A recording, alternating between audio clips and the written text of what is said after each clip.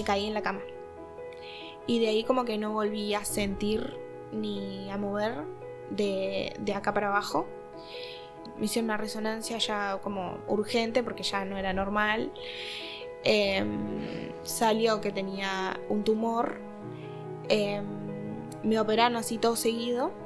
Y ya después vino mi doctora, Carolina, que me atendía en el policial y fue la que mandó a hacer los estudios de sangre y salió, bueno, que era cáncer y me trajo para acá, para Pérez Escremini. ¿Qué significa la Pérez Escremini para vos? Literalmente era como mi casa. Como que te lo advierten cuando estás internada de que después no te querés ir. Yo no iba mucho a mi casa porque por cuando bajaba las defensas y todo eso. Pero cuando iba a mi casa, ya cuando llegaba acá, porque iba por el día, ya a la noche ya me quiero ir.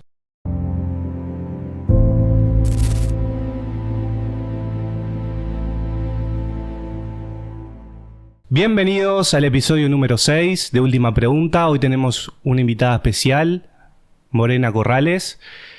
Un testimonio de vida, un testimonio de resiliencia. Y la tenemos acá en Última Pregunta. No quiero adelantarles mucho más, quiero que la conozcan. Bienvenida, Morena, ¿cómo estás? Bien nerviosa, pero bien. ¿Nerviosa? ¿Cómo te dicen? ¿More? More, sí, More. ¿Me das el privilegio de llamarte More? Sí, no me gusta medio More. Así que... Genial. Bueno, More, contanos a los que no te conocen, ¿cómo es tu vida? ¿Cómo fue tu vida?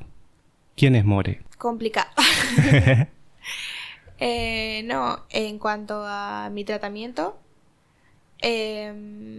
empecé cuando tenía 13, ahora tengo 17, y tenía como... Iba al liceo, hacía vóley y todas esas cosas, y empecé a tener como un dolor en la espalda, y empecé a dormir sentada. Y nada, supuestamente era como del crecimiento y esas cosas. Y entonces seguía haciendo todas mis actividades, como ir a vóley y todo. Y ya hubo un momento como que sentí que como que no lo podía aguantar más. Y hablé con mis padres y le dije para ir al médico. Fuimos. Nos dijeron que era como nada muy grave.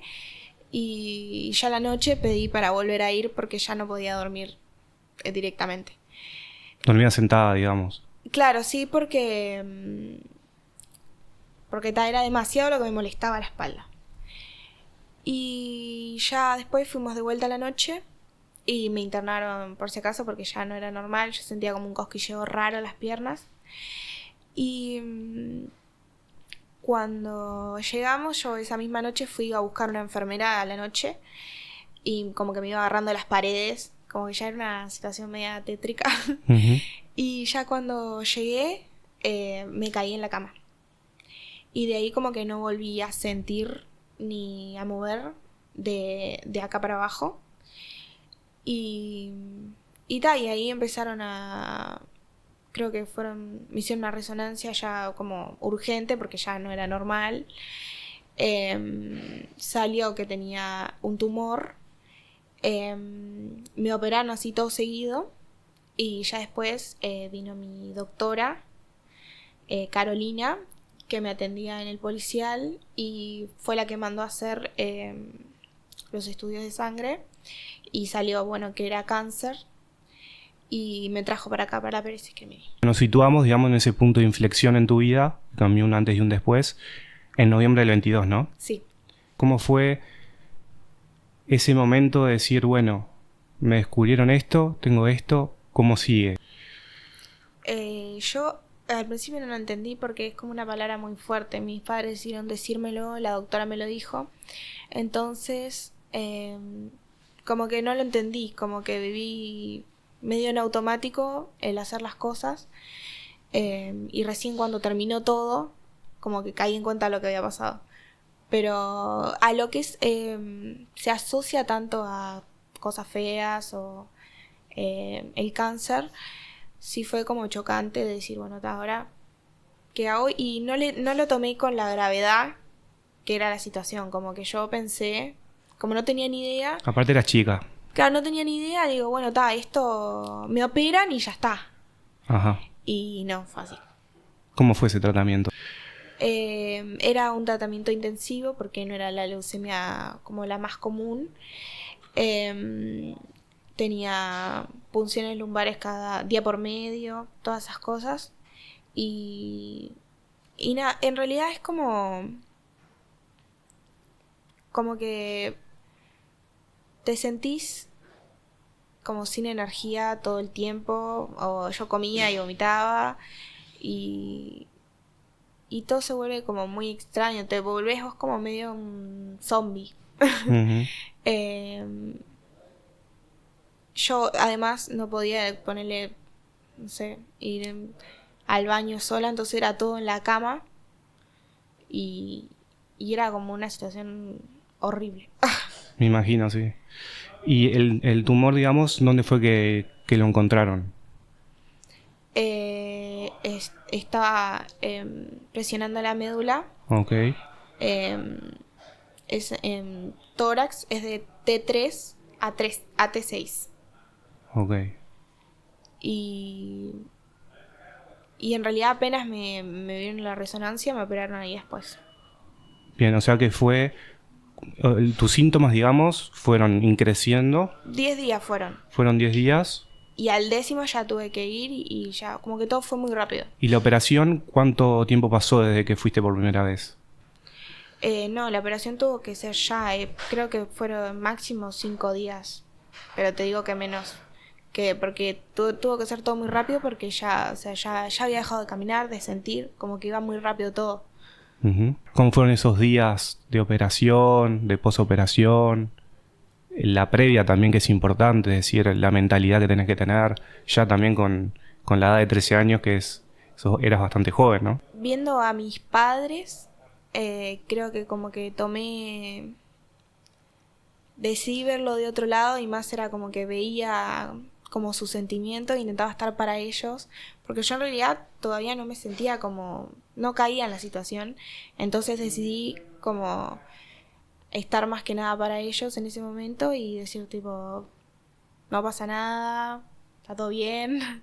O sea que pensaste más en ello que en lo que te estaba pasando. Claro, sí, porque nada, ponerle, también estaba mi hermana que era muy chiquita en ese momento, mi hermana ahora tiene 6.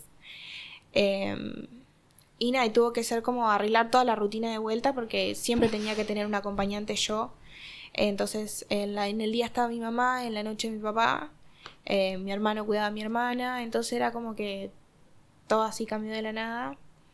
Pero, o sea, más allá de todo lo feo y lo mal que me sentía físicamente, porque era como, literalmente era como un sentimiento que no te puedo explicar. Ujú. Como que siento que le ponía mucha onda a todo, con los enfermeros, con todo. Como que siempre le escuchaba música, todas esas cosas. Como que siempre intenté como ponerle onda a la situación. ¿Qué fue lo que más te ayudó a lo largo de este transitar, desde el descubrimiento, la operación?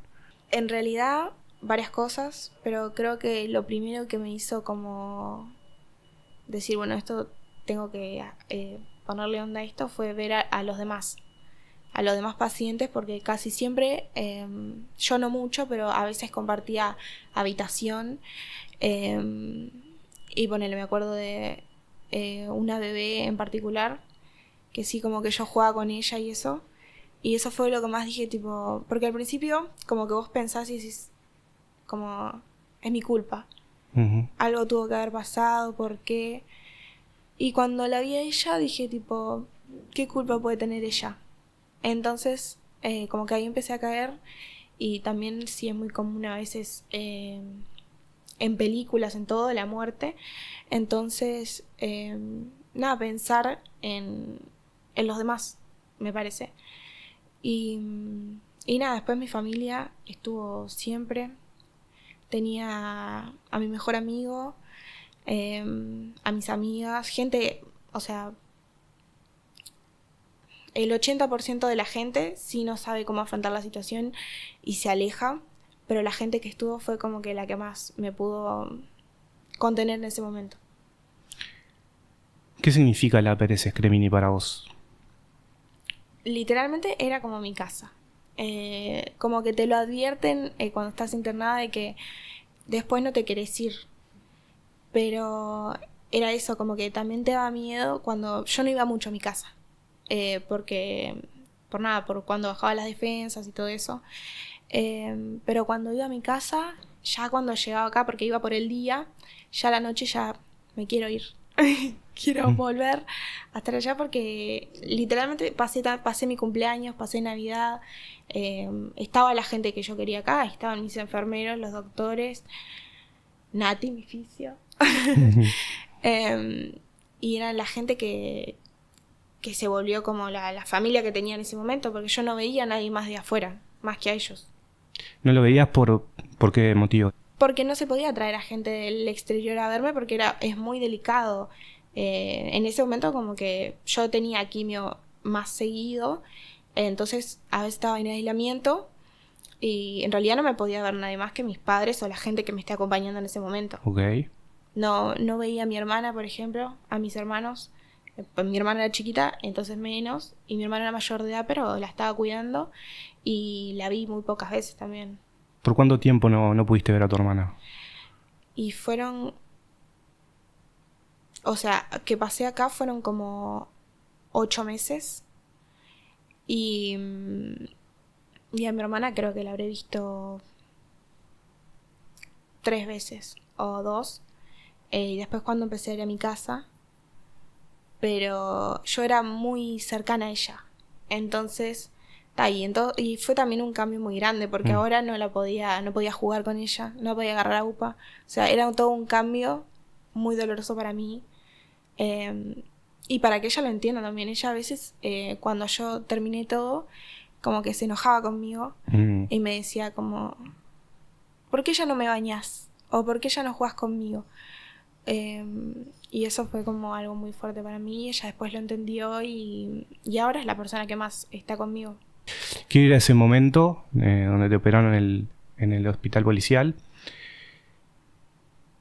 ¿Cómo fue evolucionando, digamos, la operación? Es decir, te descubren esto, te operan.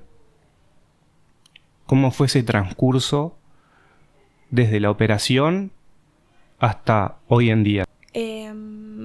La operación al principio era un montón de incomodidad, me sentía como ajena a mí, como fuera de mi cuerpo, porque también era súper raro como no sentir las piernas, era como, me ponía nerviosa el sentimiento. Uh-huh. Y fue todo un proceso, me parece, y nada, con el tiempo fue disminuyendo la molestia que tenía. En realidad todavía me molesta todo lo que tenga que ver con los ejercicios, ponerle la espalda o los brazos. Pero tal vez como que fue mejorando la molestia y después del tratamiento fue como empezar a reconocerme. Porque durante el tratamiento como que no podía ni verme a mí. A veces estaba un poco inconsciente, tampoco como que no me daba cuenta de lo que realmente estaba pasando. Y apenas terminé fue como que me cayó todo y ahí recién me empecé a sentir mal por todo lo que estaba pasando. ¿Qué fue lo que cambió desde aquel día hasta hoy? Es decir, ¿qué cosas puedes hacer ahora que tal vez en ese momento de los primeros años no podías? No, todo, antes no hacía nada, no podía hacer nada. En realidad mi papá me trasladaba a todos lados a UPA porque tampoco podía sentarme en una silla. Todo lo que tiene que ver con ser independiente yo, moverme en mi casa, bañarme, cambiarme, comer, en cierto momento tampoco podía. Ahora como que soy totalmente independiente. También hago mi rehabilitación y salgo a caminar. Tengo sensibilidad en las piernas. Como que fue evolucionando de una manera que no era esperable tampoco. Qué impresionante, porque yo pensé que en realidad después de eso no podrías volver a caminar y sin embargo Sí, porque es un milagro, ¿no? además es una lesión muy alta y cuanto más alta es la lesión, Más comprometida puede estar. sí, sí, porque está más cerca de las cervicales. Sí, y tal vez toca los nervios y ahí Sí, claro, se la complica. médula es la que controla todo y por eso al presionar el tumor se paralizó todo lo demás porque está todo ahí. Bueno, qué gran trabajo también de los médicos. Le mandamos un saludo y la verdad que me alegro muchísimo por lo que has logrado. Hablamos de quiénes fueron los que te motivaron, pero me gustaría saber qué cosas te hicieron sentirte mejor en un momento tan malo. ¿Qué pequeños detalles encontraste en la vida cotidiana que pudiste transmitirlo, expresarlo? En realidad, después de que salí, como que todo fue diferente. Salía y me quedaba mirando el sol, el viento. Después de estar tanto tiempo internada, era como que todo volvió a ser nuevo. Me costó también volver a relacionarme con la gente de mi entorno. Como que toda mi mentalidad también cambió,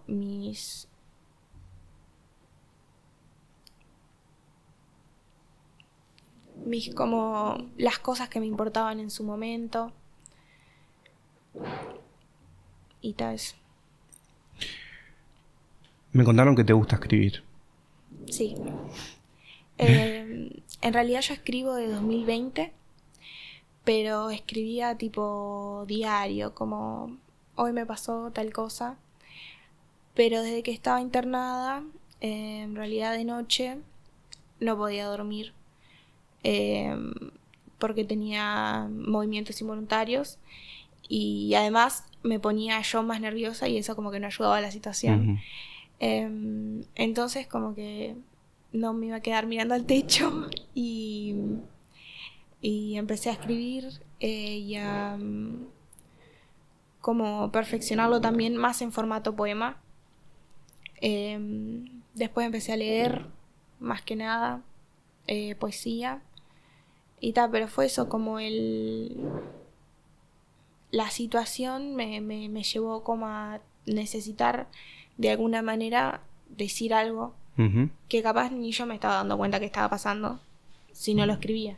¿Y eso salió de vos o te dijeron, mira, te recomiendo escribir? Porque viste que terapéuticamente escribir es importantísimo también. Sí, no, en realidad no. Como que empecé a escribir, no sé, porque lo Te salió de necesitaba, vos. supongo, como para hablarme a mí misma. Y también sentí que, o sea, me sentía muy sola en ese momento, como que vos decís, como, no sé, capaz que si hablaba con mis amigos sentía que capaz no podían entenderlo. Entonces, como que sentía que era la única persona que podía como enfrentarme a mí misma y decir, tipo, como que te entiendo. Y también empecé a pensar en los demás, como que sentía que todos nos sentíamos igual de solos. Y sentí que capaz en algún momento alguno lo podía leer y le podía servir para algo. Y a día de hoy mantenés esa escritura. Sí, sí, sí, escribo mucho con las cosas que me causan mucha emoción. Cuando estoy muy triste o estoy muy contenta o algo me pareció destacable, lo escribo. ¿Querés compartir algo de lo que escribiste o no? Bueno, puede ser. Ah, mirá. Esto que vas a compartir. ¿Lo escribiste hace poquito? No, creo que voy a leer uno que en realidad lo escribí después del tratamiento. Ok. Pero creo que también después del tratamiento, como que el tratamiento es muy fuerte y es muy complicado, pero el después también, como decir, bueno, ¿ahora qué hago? O sea, porque estoy viva, pero tampoco ¿cómo sabés. estoy viva? Y escribí algo sobre como el miedo que sentí después del tratamiento. Ok.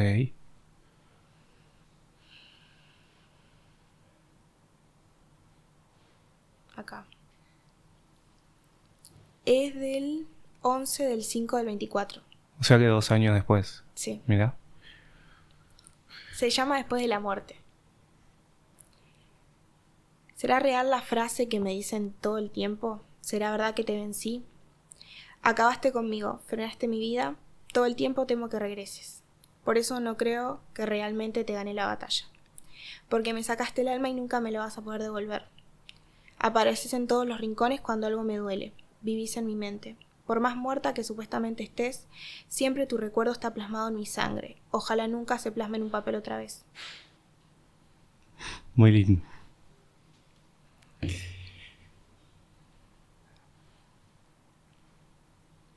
Es exactamente sobre eso, sobre cuando me pasaba que hasta ahora, hasta el día de hoy me va a pasar siempre, que es como que te empieza a doler algo y ya empezás como a... Empieza como un pánico de decir...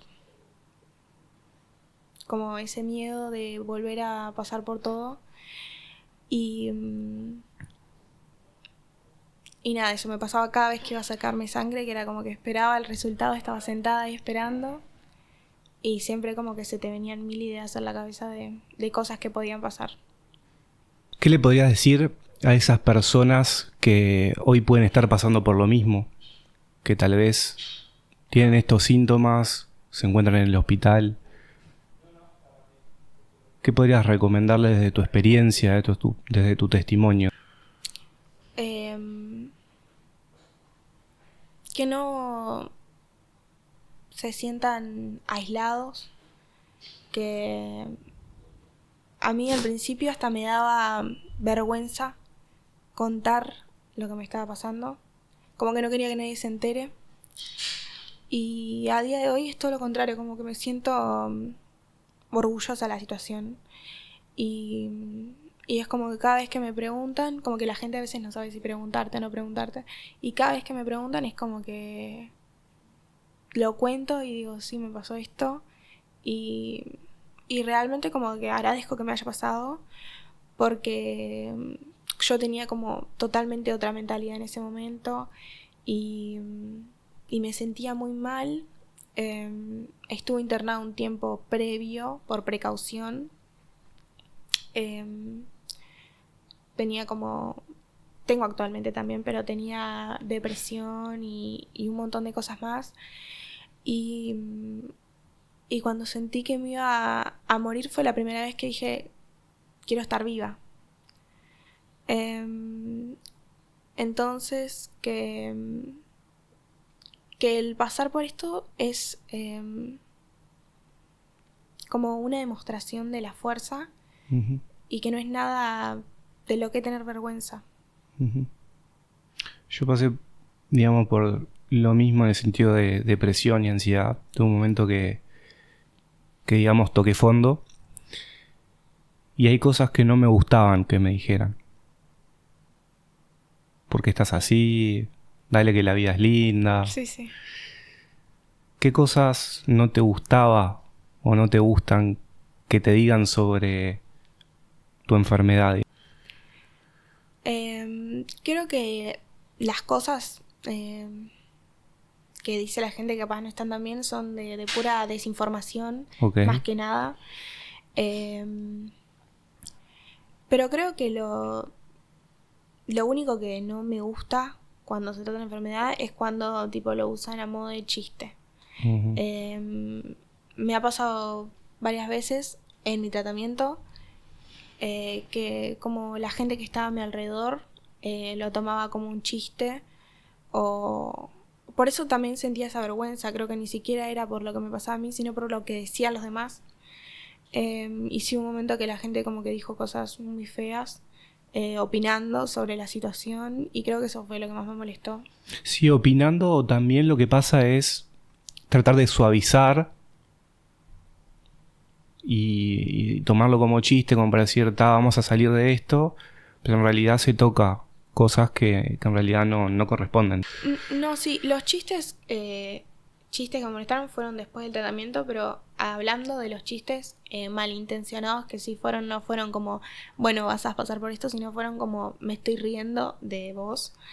Y eso me pasó justo apenas estaba empezando el tratamiento, que recién yo tenía como todo muy fresco. Creo que ahora sí hay muchas cosas que me puedo tomar más a chiste, porque fueron como tal, las pasé, todo bien. Pero en su momento sí fueron como que, no sé, más dolorosas. Pero creo que lo único es que me molesta es que la gente no se tome con la gravedad que tiene lo que es la enfermedad, y que todo el mundo sabe, porque yo me río a veces porque después de mi tratamiento como que lo veo en todos lados, la enfermedad. Y me pasan películas y todo, y nos fuimos a jugar con mi hermano a veces, que miramos una película y hay una persona que murió y vos decís, ¿de qué murió? No. Y eso. Bueno, también la vida se trata de superar, y vos sos un claro ejemplo de que a lo largo de estos 4 años has podido superarte, has podido cambiar pila de cosas. Y bueno, es un testimonio que a mí me llamó la atención mucho porque me encanta todo lo que has logrado, y me gusta también preguntarte qué es lo que tenés en meta, digamos, hoy en día. Porque todos tenemos metas. ¿Qué es lo que vos quisieras lograr de acá a un futuro? Creo que estando en tratamiento y después aprendés a que se van a ver las cosas. Que nunca es un sí, un no, es un no sé. Porque es todo muy inesperado. Pero yo creo que lo que espero es seguir intentando lo que estoy intentando siempre, que aunque hayan pasado años, yo sigo en rehabilitación, sigo con médicos, o sea, nada, aspiro a seguir pudiendo, seguir intentando, y después, bueno, eso sí es como un sueño, una meta, poder volver al hospital, pero como voluntaria capaz. Eso creo que a mí me haría sentir muy bien. Sí, también se necesita gente, personas como More, que también demuestren que todo se puede, que de todo se puede salir, ¿no? Y me hablaste al principio de que te gustaba el vóley. Sí. Me dijiste que podés caminar. ¿Hay también una cierta meta en poder volver a jugar al vóley?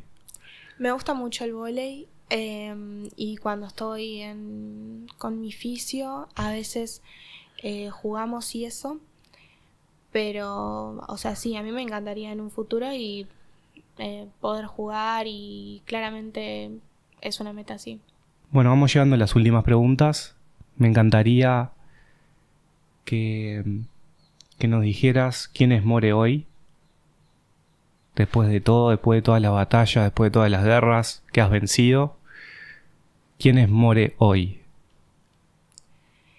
Creo que una persona que es más consciente de las cosas y del entorno, de la gravedad de todo, no solamente de ese tipo de cosas que están como por fuera de uno, que no puede controlar, sino otras cosas. Como que siento que siempre fue así, pero como que lo mantengo y eso me gusta, el hecho de estar para la gente, siempre. Vi hace poco el caso de una chica por Instagram de Argentina, que nada que ver, y le envié un mensaje para decirle, bueno, cualquier cosa, decime, a mí me pasó esto, esto y esto.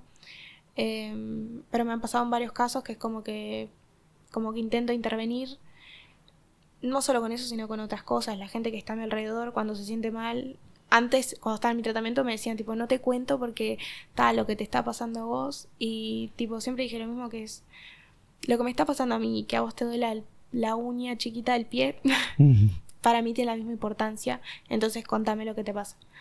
Y tal eso. Genial. Mira, llegamos a la última pregunta, que es el nombre del canal. Pero antes de hacerte la pregunta, me gustaría preguntarte si por lo espiritual, digamos. ¿Vos crees en Dios? Yo en realidad, estando en el tratamiento, mucha gente se me acercó Ujú.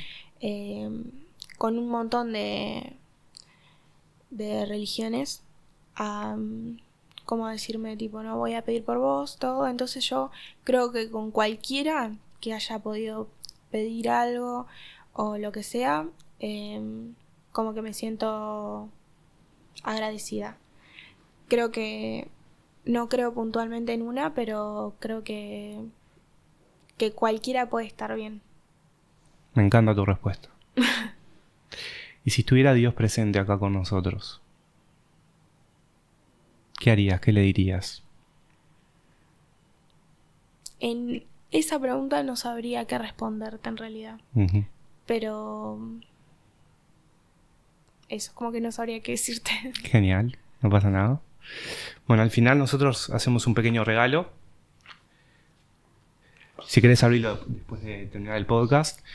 Gracias. Y bueno, me encantaría darte las gracias por esta entrevista, por este podcast. Me pareces una persona maravillosa, me pareces un ejemplo perfecto para la resiliencia, para no rendirse. Sos una persona excelente, me encantó conocerte y te doy las gracias por estar acá con nosotros en Última Pregunta. Muchas gracias.